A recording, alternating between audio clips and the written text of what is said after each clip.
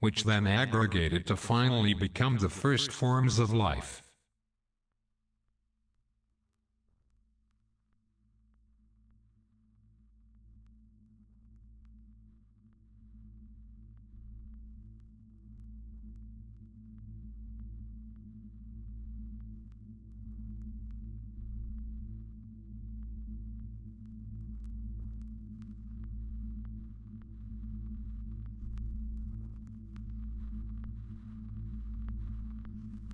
Those were the days when we were all at sea. It seems like yesterday to me. Species, sex, race, class. In those days, none of this meant anything at all. No parents, no children, just ourselves. Strings of inseparable sisters, warm and wet, indistinguishable one from the other, gloriously indiscriminate, promiscuous and fused. No generations, no futures, no past. We had no definition, no meaning, no way of telling each other apart. Free exchanges, polymorphous transfers without regard for borders and boundaries. It had been this way for thousands, millions, billions of what were later defined as years. If we had thought about it, we would have said it would go on forever, this fluid world. This is a memory that water can still access. A notion that we still carry in us and that keeps our attraction for the sea alive. Its innumerable waves remind us of a time when we ourselves were not delimited. A subtle feeling as of something unbounded, a dependence, a connection, a yearning from which there is no escape. The oceans do not percolate or vanish. They are always there. We know where they are. They never sleep. They are all embracing and unattainable at the same time. All the rivers, streams, clouds, every type of water comes from and ends in the oceans since millions of years. Eternal circulations.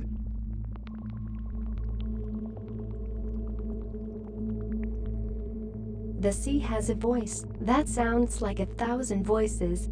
I always hear it. I know it was heard centuries ago. It speaks the same language everywhere. There is almost no human being who can be excluded from it. The oceans have no internal borders and are not divided into peoples or territories. They are the model of a self-contained humanity into which all life flows and which contains everything. The internet is only a poor substitute for this.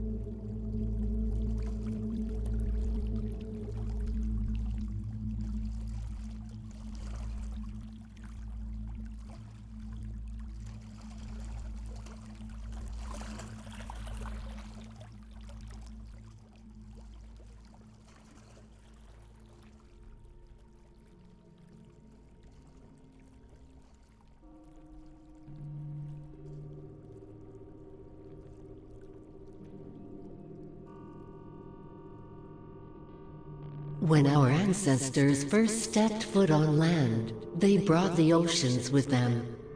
Walking seawater vessels, they encapsulated the sea in their cells.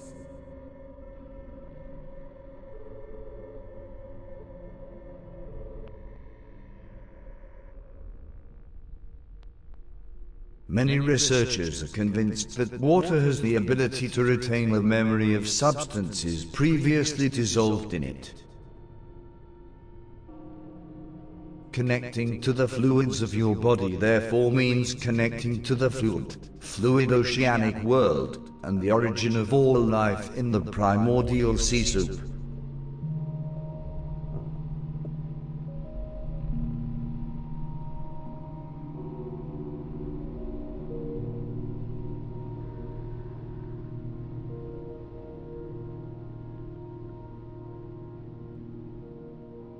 But knowing that everything is one, that we're all water from different rivers in the same vast ocean, threatens the success of our current system, which works tirelessly to drive us apart from each other.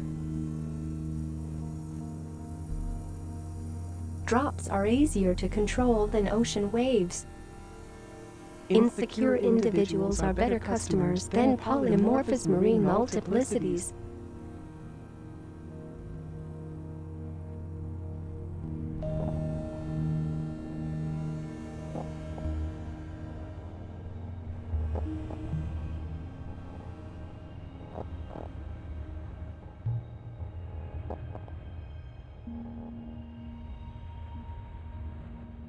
The memory of water has been feared for a very long time. It terrified humans because it was linked to the loss of self and loss of control.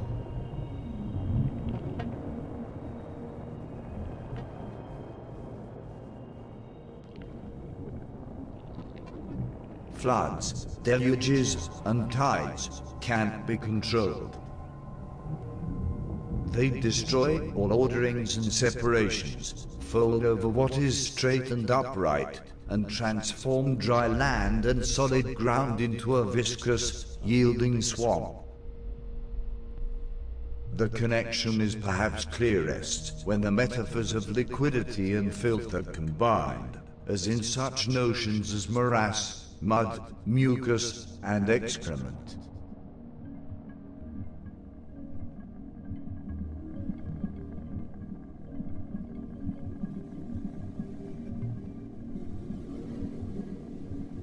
Also, this applies to basically all of the hybrid substances that are produced by the body and have flown on, in, over, and out of it.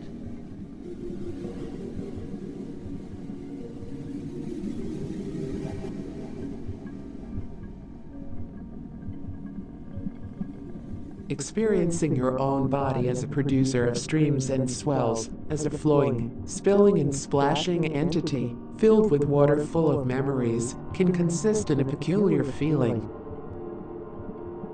It is a feeling as of something limitless, unbounded, as it were, oceanic.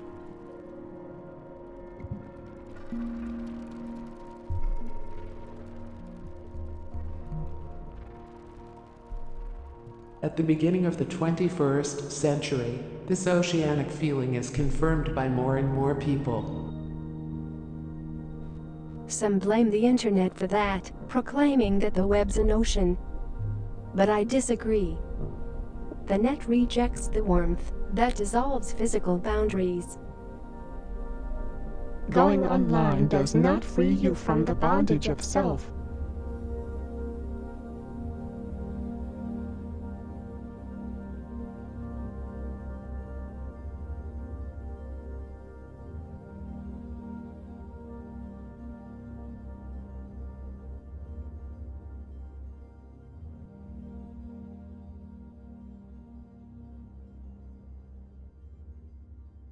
I remember the chemical environment in which the first biological molecules were formed. Through natural forces, they accumulated into a rich organic body of seawater, something more like a salty soup. In this soup, those particles reacted with each other to form more complex molecules,